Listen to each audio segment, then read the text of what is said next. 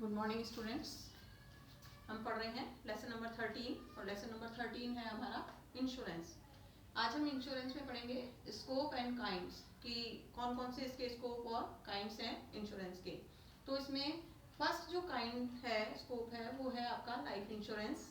Life insurance जो होता है वो किसी भी पर्सन की लाइफ को सिक्योर करने के लिए होता है। तो इस जो लाइफ इंश्योरेंस पॉलिसीज हैं उनमें दो जो है वो प्रोटेक्शन दिए जाते हैं।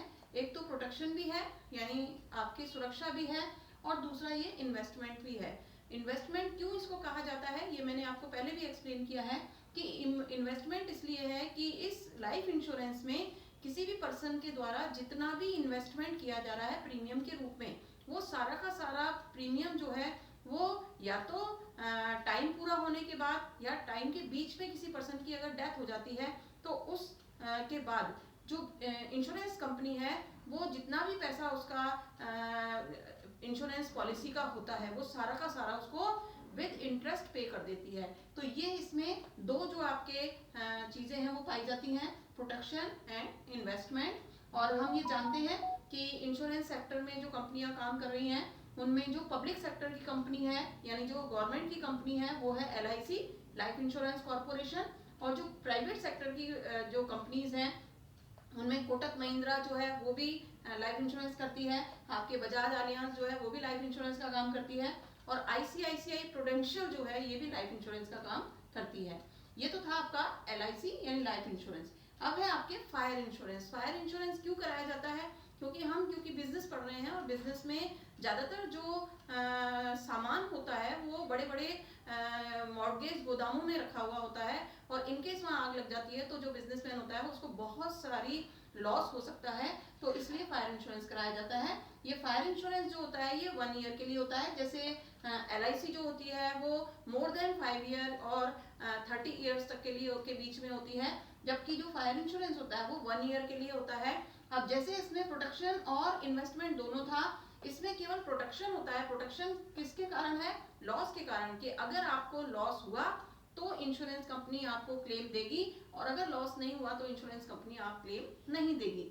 ये जो है कौन कौन से इसमें जो है कारण हो सकते हैं, जैसे मान लीजिए स्ट्राइक हो गई और मजदूरों ने या वर्कर्स ने जो है वो आग लगा दी उसमें, या आपके जो टेररिज्म है, टेररिज्म के कारण भी जो है आतंकवादी कई बार आग लगाने का कार्य कर देते हैं।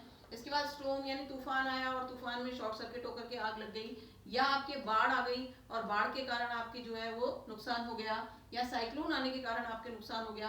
तो ये सारे जो क्लॉज हैं, ये सारे क्लॉज जो है फायर इंश्योरेंस में कवर किए जाते हैं।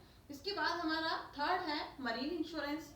मरीन इंश्योरेंस हम अच्छी तरह से जानते हैं कि जो भी एक्सपोर्ट करने वाले बिजनेसमैन होते हैं, जो देश से बाहर एक्सपोर्ट करने का काम करते हैं, उनका जितना भी आपके सामान है वो सारा का सारा सामान सी रूट से जाता है, और सी रूट जो है वो जितनी भी प्रॉब्लम्स है उनसे भरा हुआ है। कभी भी कोई जो है दुर्घटना या एक्सीडेंट हो सकता है, तो इसलिए मरीन इंश्योरेंस जो है वो बहुत इंपॉर्टेंट है।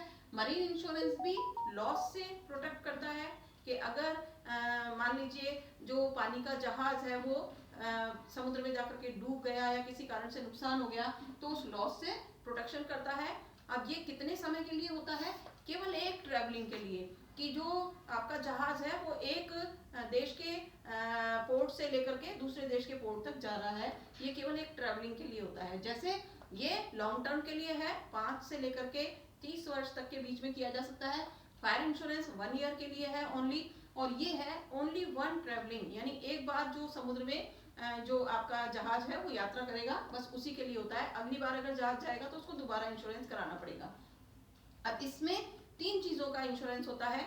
Number 1 vessels. वेसल्स का मतलब जो पानी का जहाज है, क्योंकि हम ये अच्छी तरह से जानते हैं कि बिजनेसमैन का सामान डूबेगा वो इतना महंगा नहीं होगा जितना अगर एक जो जहाज है वो अगर सामान वो अगर मान लीजिए समुद्र में डूब जाए या वो उसका कोई लॉस हो जाए तो वो एक जहाज जो होता है वो करोड़ों रुपए का होता है।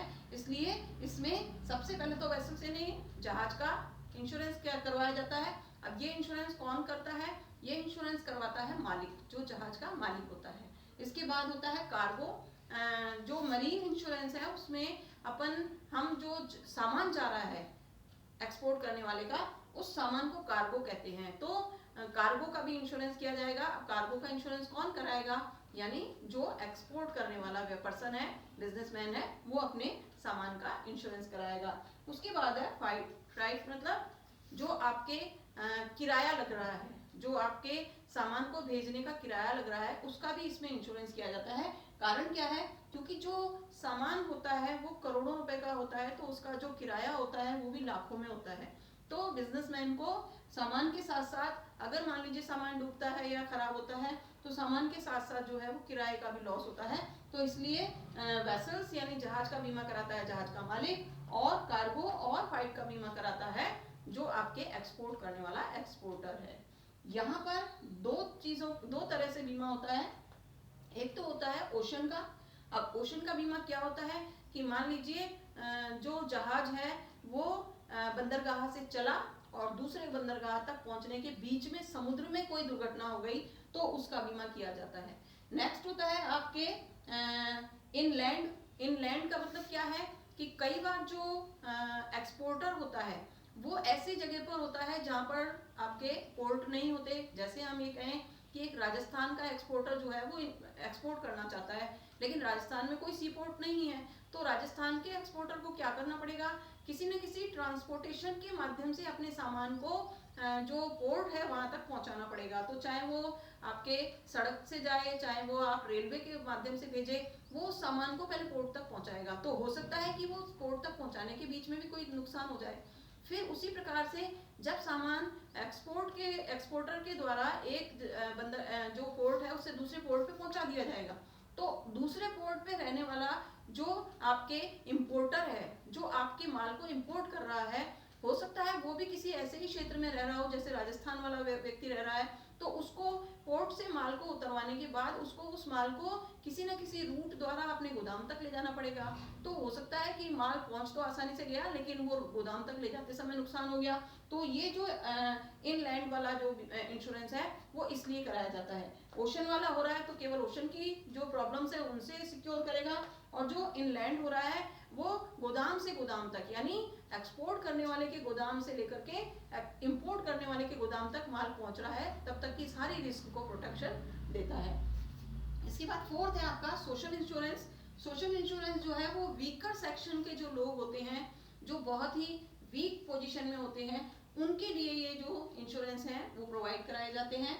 तो सबसे पहले जैसे सिकनेस के लिए, सिकनेस जो है क्या है, मान लीजिए किसी बीमारी के कारण किसी को कोई प्रॉब्लम हो रही है या उसका इलाज नहीं हो पा रहा है या उसकी मृत्यु हो जाती है किसी भी कारण से, तो बीमारी का इंश्योरेंस कराने के लिए भी हम जो वीकर सेक्शन व्यक्ति होते हैं वो अपनी इंश्योरेंस लेते हैं। तो जैसे हमने नाम सुना होगा मेडिक्लेम का, तो मेडिक्लेम एक ऐसा इंश्योरेंस है जो इंसान को उसकी सिकनेस के लिए, बीमारी के लिए प्रोटेक्ट करता है कि अगर मान लीजिए आपने मेडिक्लेम करा रखा है और आपकी कोई प्रॉब्लम हो जाती है, कोई बीमारी हो जाती है, तो उसका सारा इलाज और दवाइयों का खर्चा जो है वो इंश्योरेंस कंपनी आपको प्रोवाइड कराएगी।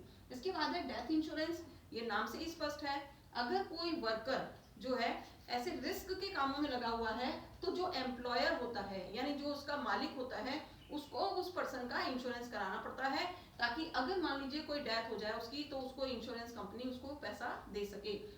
इन केस अगर जो एम्प्लॉयर है वो उसका इंश्योरेंस नहीं कराता, तो डेथ होने पर उस पर्सन को एम्प्लॉयर को उसको क्षतिपूर्ति करनी पड़ेगी, यानी पैसा देना पड़ेगा, जो भी गवर्नमेंट लॉ के अकॉर्डिंग है। इसके बाद है डिसेबिलिटी इंश्योरेंस। डिसेबिलिटी इंश्योरेंस और डेथ इंश्योरेंस लगभग एक जैसे ही है। इसमें डेथ हो रही है, इसमें डिसेबिलिटी यानी पर्सन ऐसा हो रहा है कि वो काम करने योग्य नहीं रहता, हाथ कट गया या पैर कट गया, तो ये भी एम्प्लॉय जो होता है वो एम्प्लॉय कंपनसेशन एक्ट गवर्नमेंट ने बना रखा है, एम्प्लॉय कंपनसेशन एक्ट। इस एक्ट के थ्रू जो एम्प्लॉयर है उसको अपने यहाँ पर जो रिस्की एरिया में काम कर रहे हैं, जो भी आपके वर्कर्स हैं, उनका इंश्योरेंस एम्प्लॉयर को करवाना पड़ता है, और ये डिसेबिलिटी होने पर भी पैसा प्रोवाइड कराता है और डेथ होने पर भी पैसा प्रोवाइड कराता है।